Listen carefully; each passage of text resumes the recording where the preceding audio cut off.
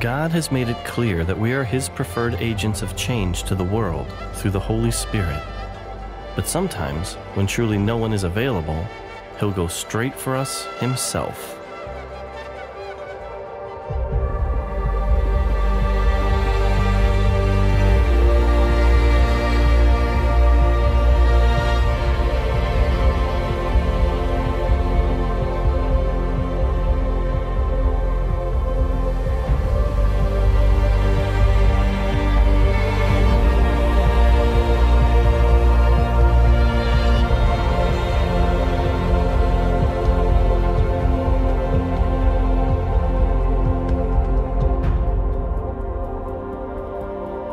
This is Ali, and he met Jesus while hanging out at Mecca.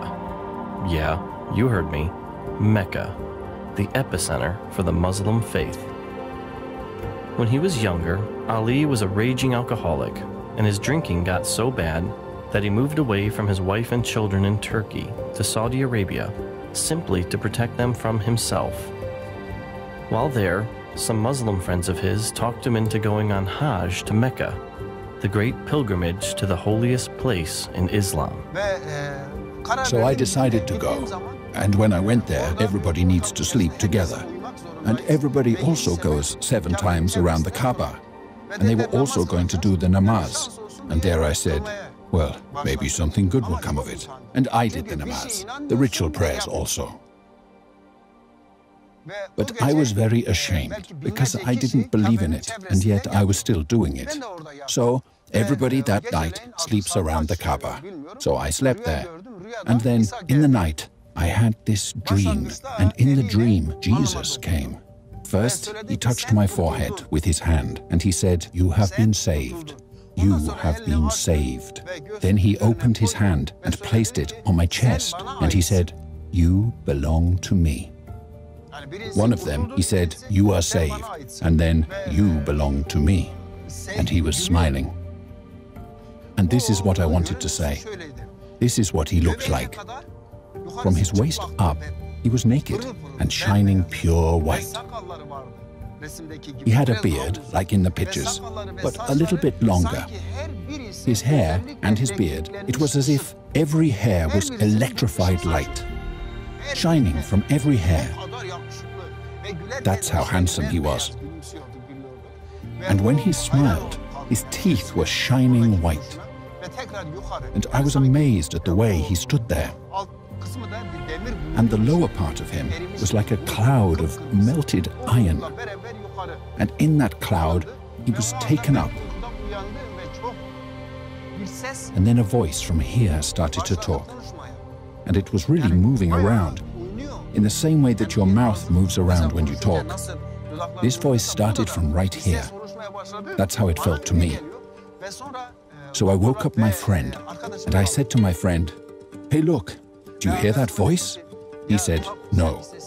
I said, "But I've had this dream. I saw Jesus."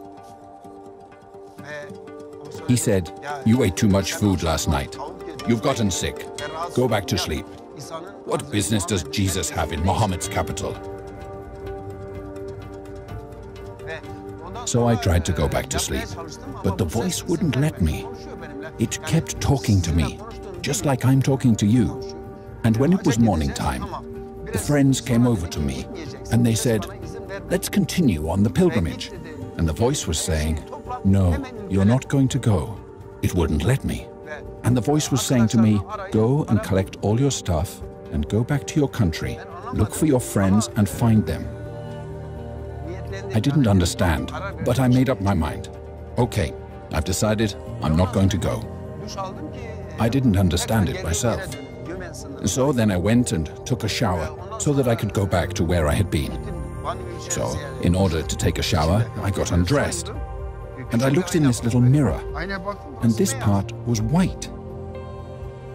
But at that time, my hair, my beard, my mustache, there wasn't a single white hair anywhere. And there was this white everywhere. And so I tried to wipe it off. And when I wiped it, it didn't come off.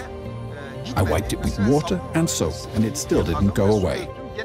And this voice said to me, "I'm going to show you even more things than this." And then, since I knew it was Jesus, right there in the bathroom. I got down on my knees, because the only thing I knew to worship was to go down on my knees. So I got on my knees, and I said, "Yes, Jesus, whatever you say, I'm gonna do it." It's been years since this encounter, and his hair is beginning to gray, but to this day, his chest hair is still white where Jesus touched him in his dream.